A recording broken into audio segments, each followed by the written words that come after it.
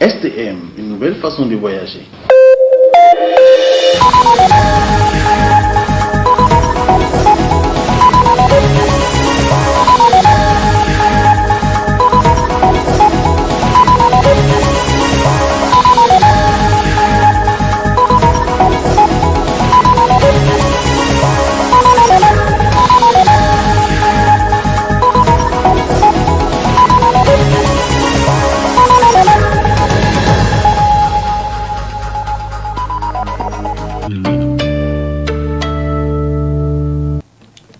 Messieurs, dames, bonsoir et bienvenue à ce journal du soir. L'enrôlement électoral biométrique se poursuit au niveau de la commune Niamey 5, au centre d'enrôlement et de vote de l'école Sagia 1. L'affluence est plutôt timide. Le constat est signé Ralia Sami et Ibrahim Kantam. Après une dizaine de jours d'enrôlement dans le cadre de l'élaboration du fichier électoral biométrique, l'opération enregistre de moins en moins d'engouement au niveau de certains centres d'enrôlement de la ville de Niamey. C'est le cas ici au niveau du centre de l'école Sagia 1, où l'opération se déroule bien, mais timidement. L'enrôlement se passe très bien. Pour le moment, on n'a rencontré aucun problème. Vraiment, il y a l'engouement et il y a la participation. Oui, bon, c'est vraiment satisfaisant. La conclusion qu'on peut tirer, c'est vraiment satisfaisante. Jusque-là, on n'a eu aucun problème. Et vraiment, les gens sont vraiment accueillants. Ils font de leur mieux. La population sort, c'est la motivation. Mais chaque fois, maintenant, on incite les chefs à faire mobiliser la population. Et c'est ce qu'ils sont en train de faire. Ils le font chaque jour. Ils sont avec nous, ici. Tous les jours. Bon, ici maintenant, on tend vers la fin, ça diminue de plus en plus jusqu'à arriver à la fin. C'était pas comme le début. Il ne reste plus que quelques jours pour ces opérations d'enrôlement à Niamey. Les populations sont ainsi interpellées afin que chacun puisse se faire enregistrer et pouvoir exercer son droit de vote aux échéances électorales à venir. Autre chose à présent, quelques heures seulement après la reprise des cours, l'Union des scolaires nigériens et l'USN a décrété un mouvement. Comment certains parents d'élèves jugent-ils et apprécient-ils cette situation? Suivez ce reportage. Les conditions de la reprise des cours remises en cause par les scolaires nigériens accueillent visiblement l'assentiment de certains parents d'élèves qui s'interrogent sur le sort de l'année académique. Nous, parents d'enfants, parents d'élèves, nous sommes en même temps, en tout cas, étonnés. Nous sommes confus, nous sommes inquiets et nous avons peur. Pourquoi? Parce que dès qu'on a dit reprise de cours, en tout cas 1er juin, et que c'est du 1er juin au 15 juillet, nous, on avait applaudi cela. Mais nous avons dit que, vu la précipitation avec laquelle le gouvernement et les délégations spéciales avaient agi, on sait qu'il y allait avoir en tout cas des piétinements. Dans ce qu'ils ont fait comme promesse. Une promesse, je vous ai toujours dit qu'une promesse doit être tenue.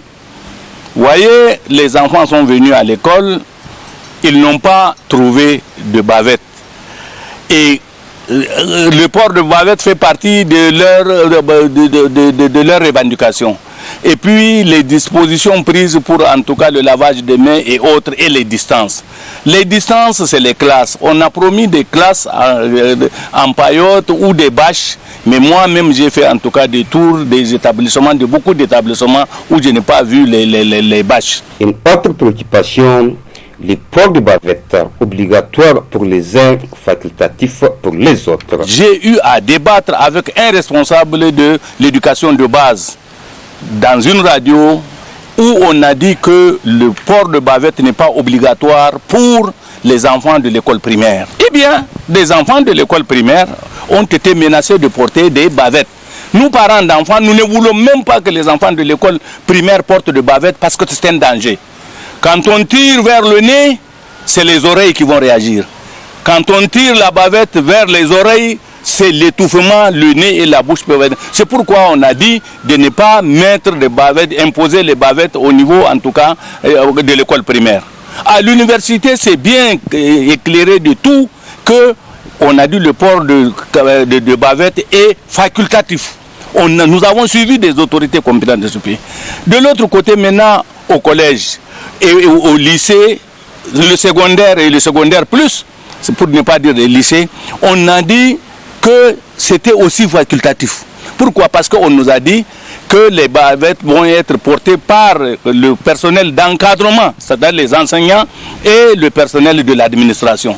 Mais beaucoup d'enfants le lundi là, sont revenus à la maison parce que des professeurs, peut-être mal informés, les ont renvoyés ou leur ont dit: si demain, mardi, vous ne venez pas avec des bavettes, vous n'allez pas rentrer en classe. Je ne sais pas si c'est l'État que nous allons conseiller, je ne sais pas si c'est les élèves que nous allons conseiller, je ne sais pas si c'est la structure des élèves, c'est-à-dire l'USN que nous allons conseiller, je ne sais pas si c'est les professeurs que nous allons conseiller, mais tout ce que nous voulons, il faut qu'une promesse soit tenue. Après le passage de la crise sanitaire qui a affecté pendant plusieurs mois l'école nigérienne, les problèmes persistent encore. Il reste difficile à résoudre.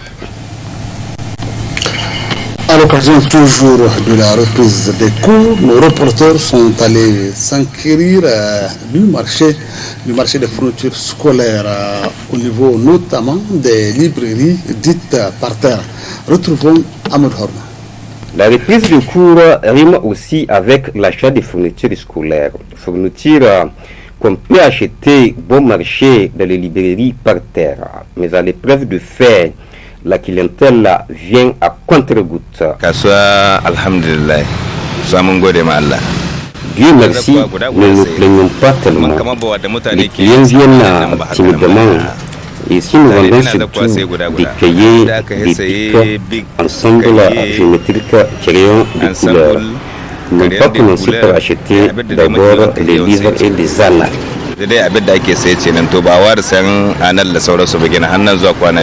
Malgré le coût abordable des fournitures scolaires, les librairies par terre connaissent quelques difficultés.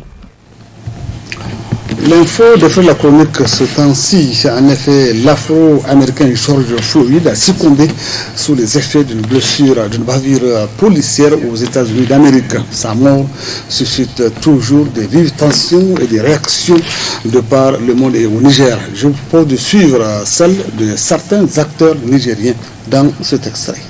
Contrairement à ce que nous fait distiller que les États-Unis font partie des modèles de démocratie où il y a l'égalité entre les citoyens, en réalité, il n'en est rien. On sait que depuis longtemps, il y a eu toujours cette division de la société américaine sur le plan ethnique. Les Noirs étaient en réalité ceux qui ont le plus souffert de cette société. D'abord, c'était les seuls Américains qui ont peuplé, on a amené en Amérique par la force, donc grâce à la traite négrière. Après l'abolition de la traite négrière, comme il n'y avait pas d'égalité entre les Noirs et les Blancs, ils ont cherché l'égalité des droits. Il y a eu des avancées, beaucoup de leurs leaders ont été en prison, d'autres sont morts. Malgré l'abolition de la ségrégation raciale, on trouve toujours au niveau des États-Unis des Blancs qui ont pris l'héritage du Ku Klux Klan, qui considèrent toujours les autres Américains comme des Américains entièrement à part. Et ce qui a stigmatisé la situation, il ne faut pas se voiler la face, quelque part, le dirigeant acteur des États-Unis est même en partie responsable. Parce qu'à travers ces discours populistes, d'une manière indirecte, il est en train de prendre parti des extrémistes blancs, ce qui ne fait que les encourager. Mais dans la situation actuelle, ce qui peut nous encourager quand même, vous avez constaté, à travers le poste sur l'agression et l'homicide du Nord-Américain, ça a provoqué un soulèvement presque dans tous les États des États-Unis. Et c'est ce qui est réconfortant, au-delà des Noirs qui sont directement impliqués, vous avez vu, il y a même des Blancs qui ne sont plus d'accord avec ce principe. Sachant pertinemment que le 13e amendement de la Constitution américaine a aboli catégoriquement la servitude, l'esclavage et tout traitement inhumain aux États-Unis. Donc je trouve ça inconcevable qu'un policier, qu'il soit en Amérique ou dans d'autres pays du monde, traite un noir de cette façon jusqu'à lui ôter la vie. C'est condamnable. Les États-Unis d'Amérique, qui est une référence en matière de démocratie, et qu'on parle aujourd'hui, c'est aux États-Unis qu'on fait usage du pouvoir pour tuer un être humain parce qu'il est noir, parce que c'est la race noire, parce que c'est la race des gens qui ont été colonisés. Alors que nous sommes au XXIe siècle où nous savions bien que même l'Occident actuellement a des problèmes. Comment elle peut s'entendre avec ce peuple qu'elle a frustré déjà depuis 400 ans d'esclavage? Donc ils ont ce problème et voilà, aujourd'hui encore ils sont en train de nous réveiller pour nous dire de se révolter. C'est normal aujourd'hui qu'on voit et qu'on constate ce qui se passe aux États-Unis. Il faut qu'on montre en face du monde que le noir n'est pas à marginaliser. C'est un être humain comme tout le monde. Il a cette dignité qu'on ne peut pas lui ôter. Donc moi je trouve ça que c'est normal et il faut que le président américain lui-même, Donald Trump, sache que c'est des êtres, c'est des Américains comme tous les autres Américains. Il n'y a pas à les discriminer. Nous poursuivons ce journal, comme vous le savez déjà, Tambara, la voix et le miroir de la femme. Et comme l'exige notre ligne, nous partons à la découverte des femmes artisanes. Comment ces dernières arrivent-elles bien sûr à écouler leurs produits?